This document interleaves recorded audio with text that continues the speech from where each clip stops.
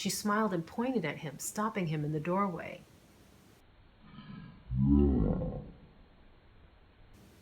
She put a hand over her mouth and laughed in earnest now. Girly drink.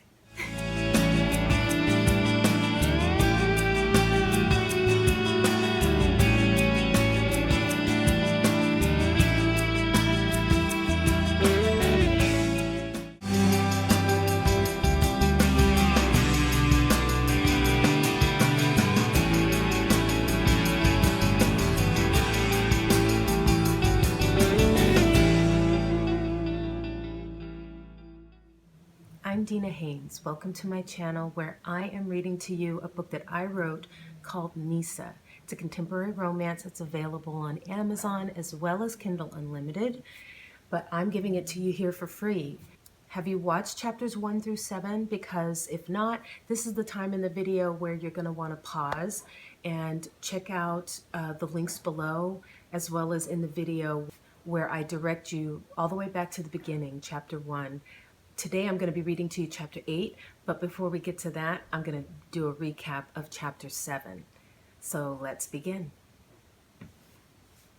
Okay, so in chapter 7, what we've learned so far is that Annabelle's husband is investigating Annabelle to see if she's cheating on him with Neesa. He's, I guess, concerned about his money. He's a millionaire, a modest millionaire, but a millionaire, and he's worried about Annabelle shaking him down, so to speak, in this marriage.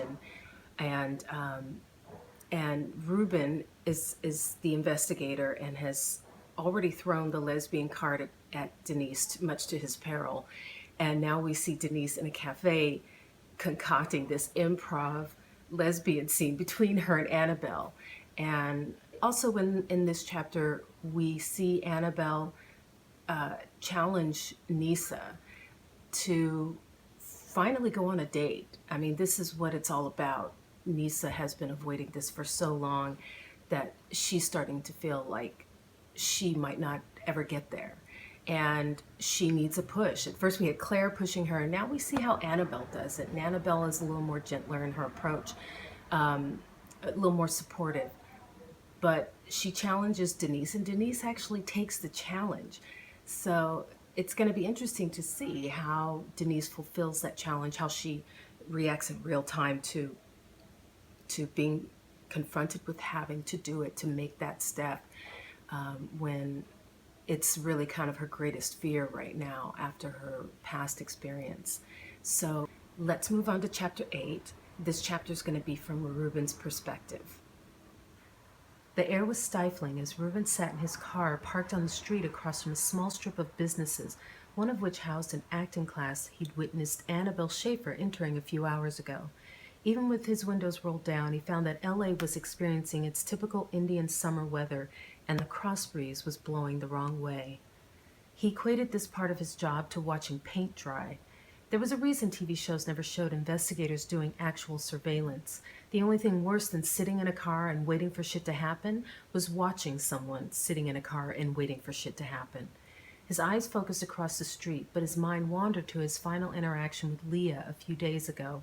She'd caught him by surprise again, this time reaching out to negotiate new terms after the ugly way she'd left his home the last time. She'd offered to put aside their differences, not to mention her self-respect, but he was not about to continue a ruse that would never have ended in her favor. With a gentle tone and careful words, he tried letting her down easy, but in a way that wouldn't leave a question mark in her head. The truth was ugly, though, and she'd tossed his unnatural obsession with Denise back in his face. Fair enough, he supposed. Better she hate him than keep riding this merry-go-round. Now he could focus on the case. His interest in Denise hadn't stalled a bit, much to his annoyance. Calling her a lesbian after she'd rejected him was a new low point. A misogynist he was not. He actually knew what the word meant. As much as he hated to do it, the ends justified the means. He didn't believe in that insult a woman to compliment her and get inside her pants pickup crap.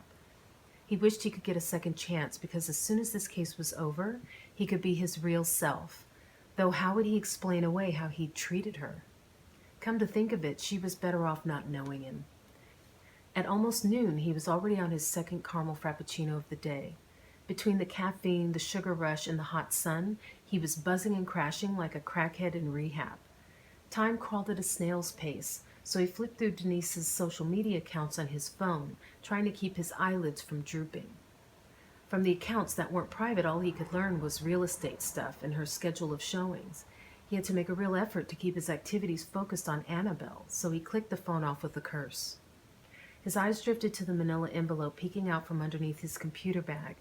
He'd been meaning to shred the pictures in his home office, but couldn't part with them yet. Because of Leah's snooping, he had grown paranoid about the pictures being found. The photos of Denise went with him everywhere now, it seemed. Fighting the urge to open the envelope, he glanced across the street for the 100th time in the past hour and sat up straight. People were milling about on the second level outside Thomas Banks' acting studio. Annabelle's bright red hair popped up from behind a guy with chiseled good looks, the kind cast to portray a superhero. This might be the opportunity he had been waiting for to run into her and then press her for the truth about the supposed lesbian affair, or any affair for that matter. It went against the normal procedure of operations for a PI, but he'd already crossed that bridge by meeting her at Q's. Schaefer made the hairs on his neck stand up in a weird, indefinable way. He had to put an end to this case. He watched Annabelle's descent down the stairwell as she talked to another woman. This was the first time he'd seen her so animated outside of the spin class she taught. Bitten by the acting bug, as they said. How would her husband take the news if he found out? This side of her didn't match the impression Schaefer gave of a simple, small-town Dutch girl who had agreed to be a devoted stay-at-home wife. Seeing her like this confirmed his suspicion that Schaefer lived in a fantasy world. Reuben checked the time on his phone. The class didn't end for another couple of hours, which meant the students were on a break. Rolling up his tinted windows, he watched as Annabelle walked past his vehicle with her new girlfriend, an obvious bounce in her step. He got out and followed her down the street into the Starbucks on the corner. To his relief, the morning shift baristas were no longer on duty. Otherwise, it would have been hard to explain his third trip in almost as many hours. Annabelle stood 2 people ahead of him in line. He eavesdropped as she and her friend added food to their order. Knowing they would be here a while to eat lunch, he decided to wait for her to recognize him first. He placed his third order of the day for caramel frappuccino with extra caramel sauce, making a point to project his name.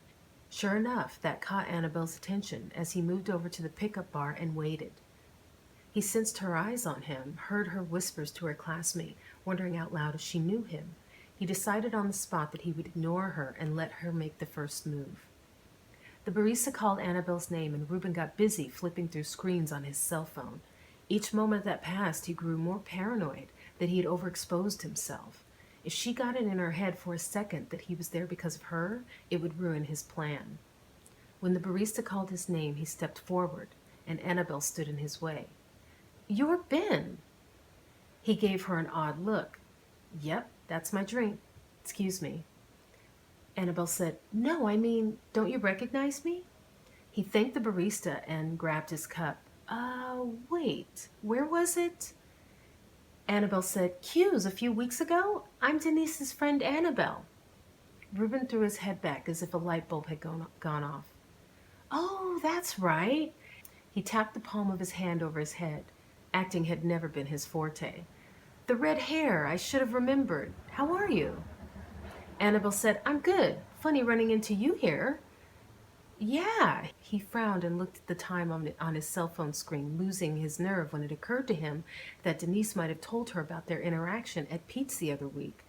I have to run back to the office, but it was good to..." Annabelle said, "Wait, do you have a minute? I need to ask you something." He couldn't believe his luck. She was giving him the perfect excuse to stay and talk. He pressed his lips together. "Yeah, I guess I could spare a minute. What's up?" She apologized to her friend and asked to meet her back at class, then pulled him toward the bar seats near the door. He stood while she sat down, making quick work of removing the wrapping from around her sandwich. When she didn't say anything, he said, "I hate to be rude, but..." He gestured at the time on his phone again. "I'm sorry," she said around a mouthful of sandwich. She swallowed a sip of her coffee. "I'm trying to figure out how to put this. You like Neesa, right? Denise, I mean." Reuben smiled and winced at the same time. "Well, yeah, but I don't think she likes me, or any guy for that matter." Annabelle said, "She does. She just doesn't know it yet." "Wait, what do you mean, any guy?" He shoved his hands in his pockets and shrugged, feigning discomfort with what he was about to say. "She's a lesbian." "What?" Annabelle gawked and burst into laughter. "She told you that?" She took another bite and chewed quickly. Reuben said, "No, but I mean, I can take a hint. She talks about you a lot, and she wouldn't even consider going out with me. Said the only spare time she has, she spends with you." Less worried about his overstatement getting back to Denise, he sensed the truth would come with Annabelle's next comment, once she stopped chewing that damn sandwich. Her eyebrows shot up and she blinked hard as she swallowed. "Wow, I can't believe she'd say that just to say no to a guy. She's been helping me with my acting, but you think she likes me? Like that? No, I'm married, remember?" Bingo, for Reuben, this was the piece that had been missing in his case. Annabelle said, "She's definitely not lesbian. We're like sisters." She leaned in to whisper, "Don't tell her I told you this." Reuben said, "Not a chance since she won't talk to me." "Aw," she groaned. "I told her you're totally cute and I want you to ask her out." Reuben had to shove the back of his hand over his mouth to keep from spitting out his drink. "Really? Does she know you're telling me this?" "No," Annabelle said. "That's the point. Whatever you're doing, keep doing it." Reuben said, "And what is it you suppose I'm doing?" Denise had definitely talked to Annabelle about Pete's, but how much had she revealed? Annabelle said, "I know you like her. Ask her out again. I promise you she won't say no this time. She can't, unless you have a girlfriend now." Reuben said, "No, What makes you believe she'll change her mind?" She smiled, hinting at some secret information, which struck him as a private joke. It made him nervous, but Annabelle's confidence was infectious. If there was better than a 50% chance Denise would say yes to him, he was willing to give it another shot. "I don't know. She seemed pretty adamant about me keeping away from her." Annabelle said, "No, please." Reuben said, "Look, I don't know what's going on between you two, but I don't like games." He made a show of checking the time on his phone again. She grabbed his hand and pleaded, "It's not a game, I promise. I'll tell you where her next showing is. You can go there and ask her out then." Reuben said, "I don't want it to look like I'm stalking her." Her face lit with laughter. "She already thinks you are." Reuben said, "See, no, I don't think so." Annabelle said, "I'm playing. She cannot say no to you this time. Trust me, she likes you. You'll see." He paused, giving credence to his doubts. He could get himself into real trouble if she reported him. He could lose his PI license, but she didn't know what he did for a living. Annabelle gripped his arm as though sensing the flight response he was fighting, and perhaps that he might come around. Reuben said, "Why do you want me to do this so badly? Denise doesn't look like she's hard up for dates." Annabelle dropped his arm, looking surprised. "She's not, but, well, you see how tough she is with men. She needs a push, you know? You're the first guy who won't take no for an answer." Reuben said, "Yeah, but you don't know me. I could be a serial killer." Her eyes got big. "Are you a serial killer?" He smirked. Despite himself, he liked Annabelle's bright-eyed innocence. It was clear how she'd gotten duped into marrying a douchebag like Schaefer, though it could be that she was smarter than she seemed, given she had secured a free trip to America and was pursuing her dream of acting. "I'm not a serial killer, but correct me if I'm wrong. Denise likes control. She probably does the opposite of what people tell her to do." Annabelle said, "You ever have a friend who doesn't know what's good for them? If I have to go behind her back to force her, then I'll do it. She's been good to me since I've been in America. I want to help her." Reuben said, "And I'm what's good for her? No pressure there." She didn't know his track record with women. None of his friends would have such high hopes for him. Annabelle said, "Well, if she gets mad, I'll tell her I asked you to do it, huh? Please?" She drew out the word. 5 minutes with Annabelle and he wanted to take her under his wing. He couldn't disappoint those dark eyes. He always found it hard to resist a pretty girl, and truthfully, he was looking for a good excuse to see Denise again. Sick bastard. His body tensed up in warning. "Okay, tell me when and where her next showing is, and I'll think about going." She scribbled the info on the notepad he always kept in his back pocket.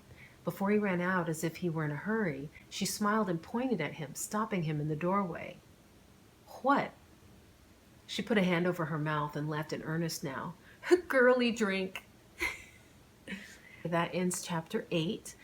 Be sure to like this video and drop a comment below and tell me who would you want to be your hero, the hero of your story. It could be a celebrity or an athlete or whoever you dream about late at night that nobody knows about. Drop that in the comments, and don't forget to subscribe and hit the little bell icon so you'll be notified when the next chapter goes up. I'll see you next time.